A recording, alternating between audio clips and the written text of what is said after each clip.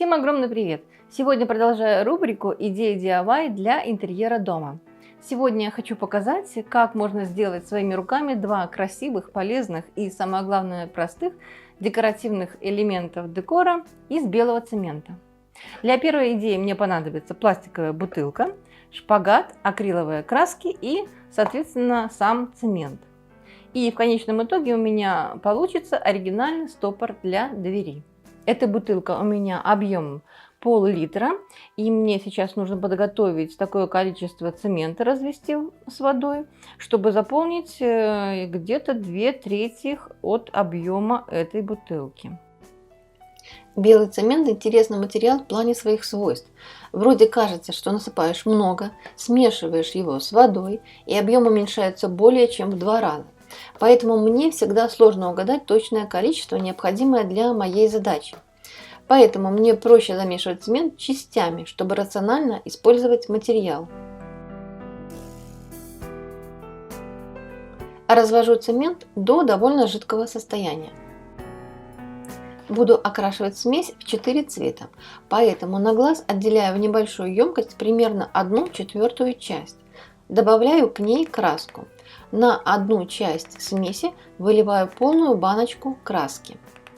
Я выбрала голубой, розовый, желтый и фиолетовые цвета, так как хочу сделать держатель с вкраплениями нежных пастельных оттенков. В своей работе использую декоративные акриловые краски, которые продаются в любом отделе для детского творчества. Эти краски были мною приобретены как-то по неопытности, не оправдали моих ожиданий и долго ждали своего звездного часа, который, похоже, сейчас и наступил.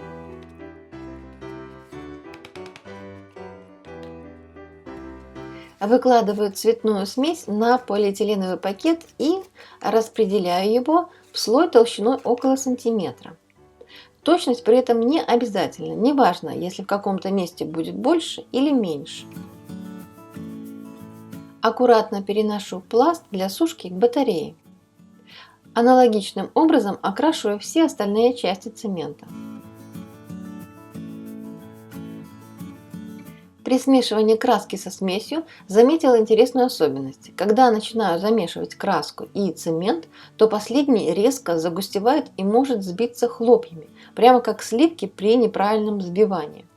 В этом случае ситуацию легко исправить, добавив немного воды. Поэтому при работе с цементом у меня всегда на всякий случай под рукой стоит немного воды.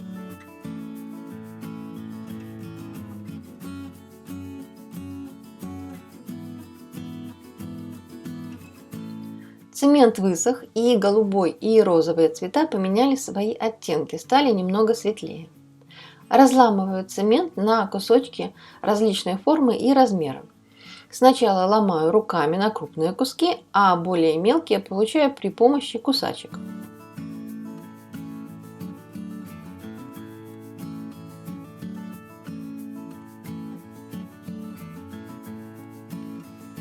Вот примерно таких размеров должны получиться кусочки мозаики. Чтобы стопор имел симметричную форму, намечаю линию обреза горловины. И аккуратно вырезаю крышку канцелярским ножом. Ну и так как сегодня в моей работе точности весьма условны, мне надо отмерить то количество цветного лома, которое заполнит банку более чем на 2/3. У меня в приоритете желтый, голубой и розовые цвета. Ими-то и заполняю в первую очередь емкость.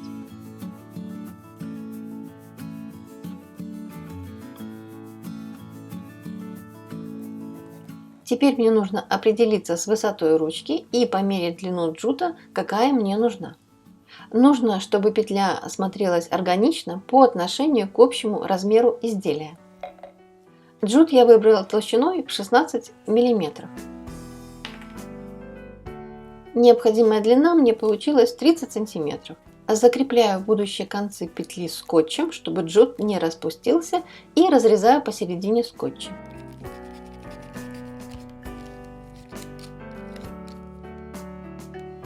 Для удобства потом в работе концы склеиваю между собой клеевым пистолетом.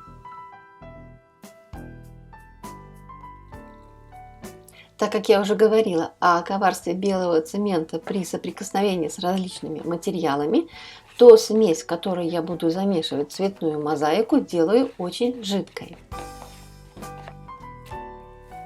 Смешиваю смесь с крошкой, и масса мгновенно загустевает. Если она стала слишком густой и не проворачивается ложка, то нужно в отдельной миске развести еще часть цемента и добавить к основной массе.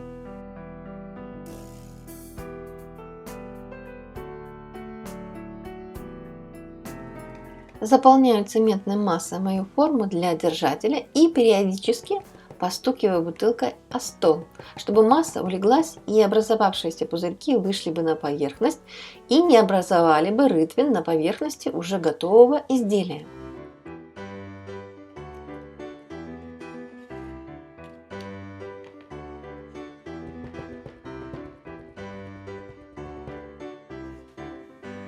Когда до горлышка остается около 1,5 см, аккуратно вставляю петлю из джута.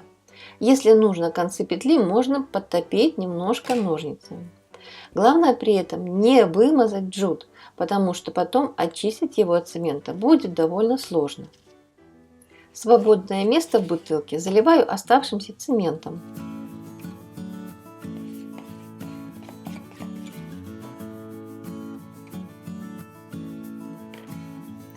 Убираю стопор в теплое место на сушку. После того, как держатель полностью высох, снимаю полиэтиленовую форму.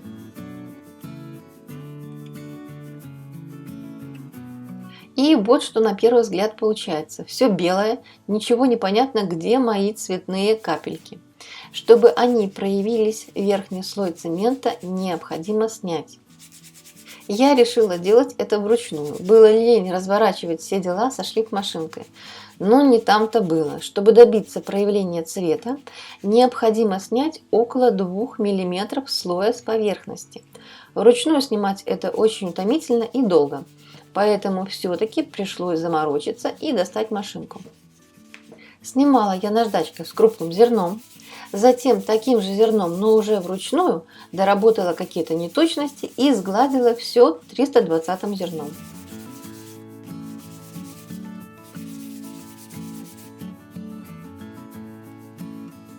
Убираю пыль влажной салфеткой и посмотрите, как красиво проявляются оттенки цветной крошки.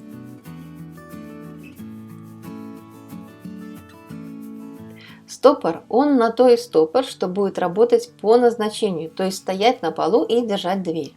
И, соответственно, будет возможность его загрязнения. Чтобы этого избежать, предотвратить появление несмываемых пятен, я покрываю держатель акриловым матовым лаком.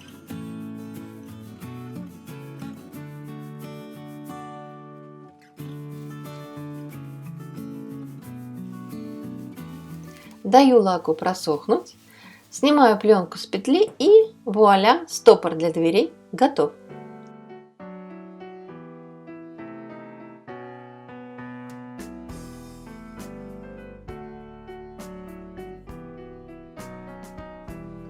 От пластиковой формы остались небольшие углубления внизу и вверху. И так как я шлифовала стопор вручную, то естественно глубина этих выемок оказалась разной. Поэтому я решила задекорировать их льняным джутом.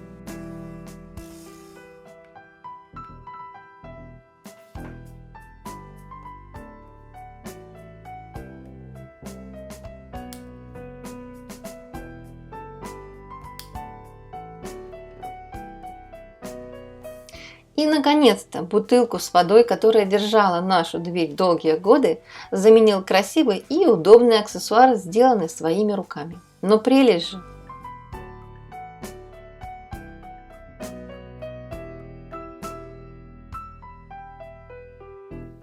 Для второй идеи мне понадобится пластиковый цветочный горшок, бутылка с основанием меньшего диаметра, чем у горшка, гофрированный картон, ну и, естественно, сам цемент. Делать я буду универсальное декоративное кашпо. Это одноразовый горшок для цветочной рассады, поэтому у него очень много дырочек для дренажа, они широкие, и структурное такое неровное дно. Мне форма такого дна и наличие большого количества дырочек будет мешать, поэтому мне его нужно немножко усовершенствовать. Дренажное отверстие заклеила внутри узким скотчем, старалась заклеивать плотненько и аккуратненько, чтобы не было щелей. И еще подстраховалась и заклеила широким скотчем с внешней стороны. Чтобы у будущего кашпо было ровное дно, сырым песком заполняю углубление в горшке. И немного его потряхиваю, чтобы песок выровнялся. У меня от предыдущего проекта осталась кондитерская ацетатная пленка, и ее буду использовать как прокладку между песком и цементом. Склеиваю и вырезаю пленку диаметром, равным диаметру дна. Пленку закрепляю к дну горшка с помощью двухстороннего скотча.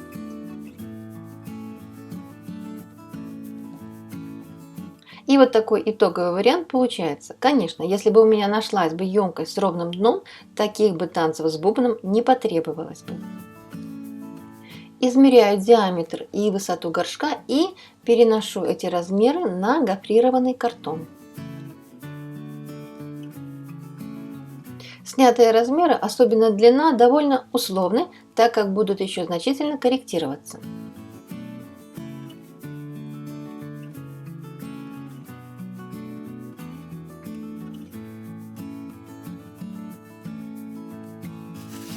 Снимаю бумагу с картона с двух сторон. С одной стороны более тщательно, эта сторона у нас будет рабочая, она будет формировать декоративный элемент кашпо, внешний вид его формировать, а вторую сторону, снимаю уже как получится. Мне просто нужно ослабить натяжение картона, чтобы он скручивался и не заламывался в окружность. Примеряюсь по длине, лишнюю часть обрезаю, чтобы не деформировала форму кашпо при заливке. Отмечаю места соединения и концы гофры склеиваю между собой клеевым пистолетом.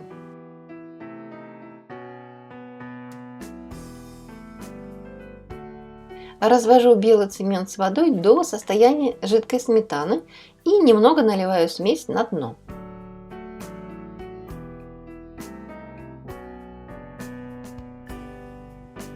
Вставляю в центр гофрокольца бутылку, заранее заполненную водой для придания ей устойчивости, и начинаю поэтапно, проходя по всей окружности, заполнять цементом расстояние между стенками бутылки и картона.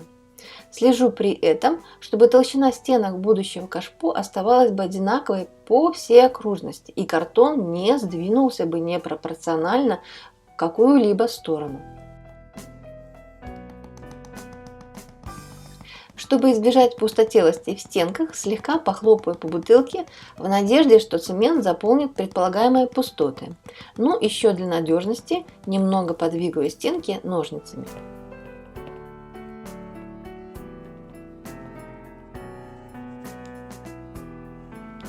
Видите, сколько было пустого пространства? Заполняю его цементом. Убираю кашпо сохнуть в теплое место.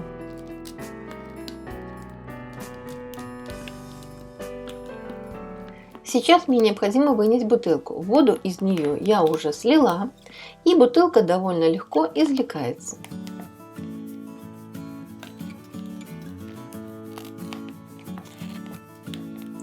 Достав бутылку, я увидела, что допустила небольшую ошибку, не сняв с пластика этикетку, и кашпо по внутренней стороне окрасилось. Так как бутылка была с водой, то дно у кашпо от тяжести, естественно, получилось тонким и при эксплуатации может провалиться. Развожу совсем немного цемента и заливаю дно.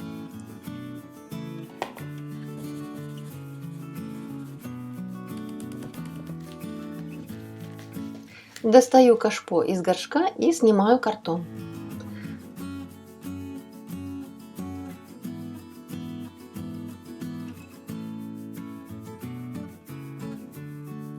Кашпо получилось красивой классической формы с гофрированными стенками. Наждачкой с крупным зерном пытаюсь вручную выровнять верх и низ изделия. Наверх у меня хватило терпения, а вот на все остальное пришлось расчехлять шлейф-машинку. От картона на гофрированной поверхности кашпо остались мелкие включения бумаги. Ее я снимаю при помощи щетки и воды.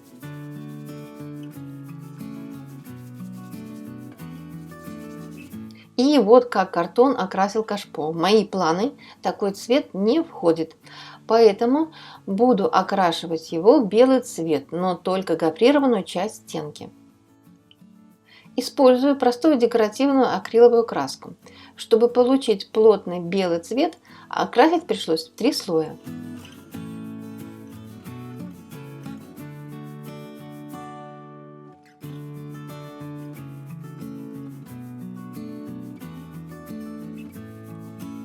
Для низа кашпо и внутренней поверхности его специально купила яркую золотую краску и покрыла эти части в 2 слоя.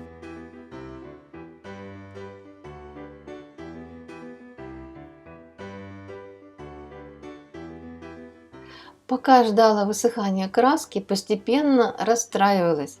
Некрасиво, невыразительно и как-то получилось по-детсадовски. Решила все переделать и покрыть эти места поталью. В принципе, я думала, что краска так и будет выглядеть, как поталь, но в действительности вот какая огромная разница. Покрываю низ золотом тонким слоем клеем для потали и даю ему просохнуть.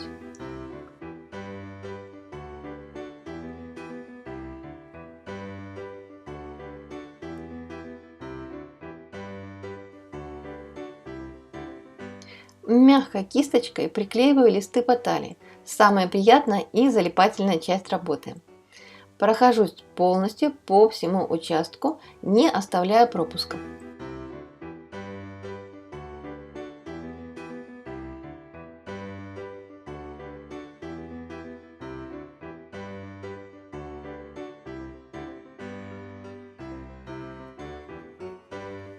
Более жесткой кистью снимаю остатки потали.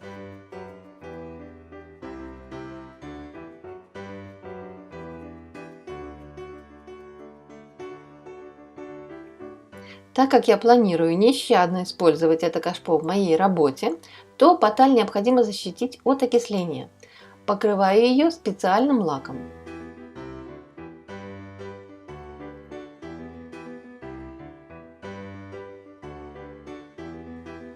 А белую часть кашпо защищаю акриловым матовым лаком.